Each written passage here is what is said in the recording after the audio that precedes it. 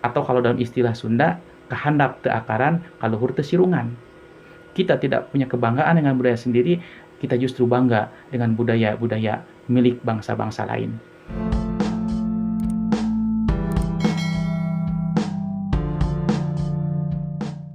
Assalamualaikum warahmatullahi wabarakatuh. Salam literasi. Bertemu lagi dengan saya Dedan Hermawan dari studio Suara Ilalang. Bangsa Indonesia adalah bangsa yang besar, dan besarnya bangsa Indonesia bukan karena hanya besarnya wilayah Indonesia, tapi juga karena kekayaan budayanya. Dan satu di antara kekayaan budaya yang dimiliki oleh bangsa Indonesia yaitu kekayaan permainan tradisional anak-anak Nusantara. Permainan tradisional Nusantara ini satu di antara dari budaya bangsa Indonesia yang memiliki nilai luhur.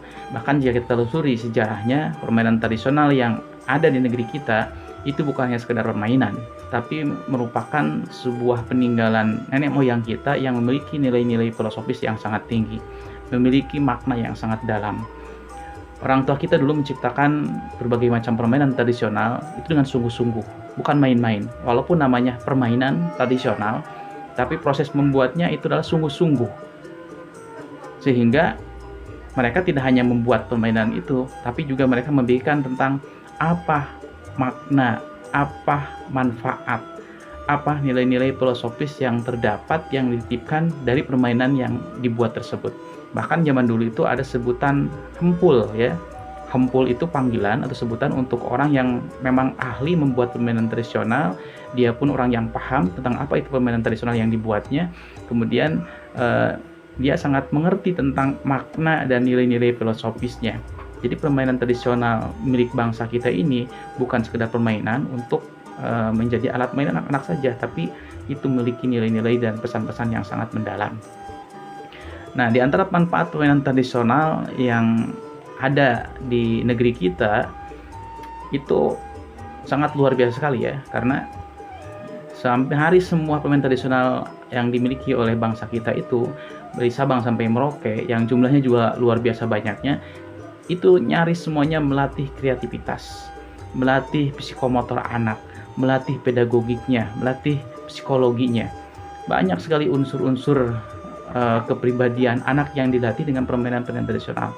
Bahkan saya sempat berpikir betapa luar biasanya orang tua kita, nenek moyang kita yang telah menciptakan berbagai macam permainan tradisional. Walaupun hari ini permainan tersebut nyaris kita lupakan. Maka melalui video ini saya ingin kembali mengingatkan kepada teman-teman semua bahwa inilah masanya kita untuk kembali kepada permainan tradisional. Di video sebelumnya saya sudah menjelaskan tentang apa saja manfaat-manfaat permainan tradisional.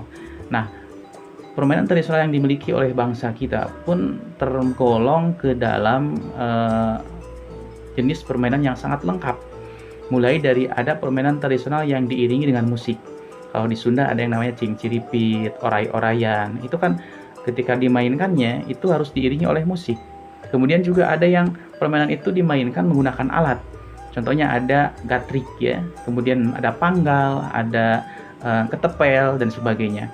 Kemudian selain ada permainan yang diiringi oleh musik, ada permainan yang dimainkannya menggunakan alat, ada juga yang permainan yang bersifat khusus. Ada permainan yang khusus untuk anak-anak laki-laki, ada juga permainan yang khusus untuk anak perempuan. Contohnya main kelereng. Itu cenderung permainan yang dimainkan oleh anak laki-laki. Dan ada juga permainan yang cenderung dimainkan untuk perempuan, seperti main lompat tali, main encrak ya, kemudian main congklak gitu. Walaupun pada kenyataannya semua anak juga bisa memainkan itu. Kemudian juga alat-alat permainan atau alat permainan yang akan digunakan dalam permainan tradisional itu terbilang sangat mudah dan murah.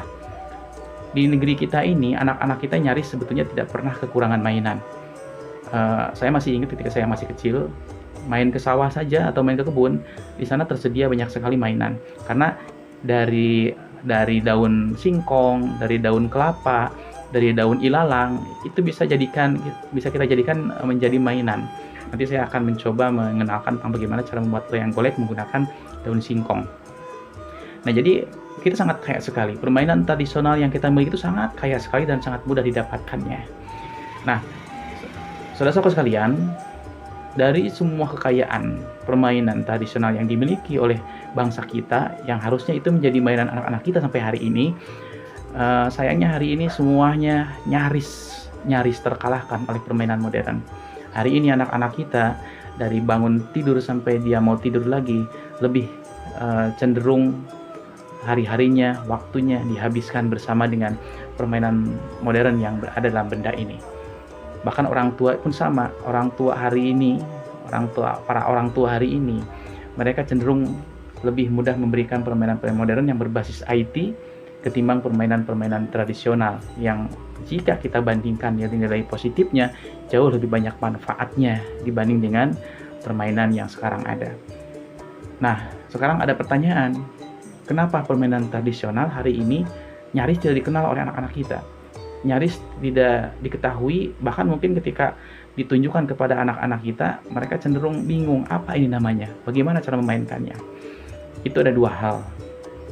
Yang pertama, hari ini terjadi putusnya estafeta kebanggaan terhadap permainan tradisional.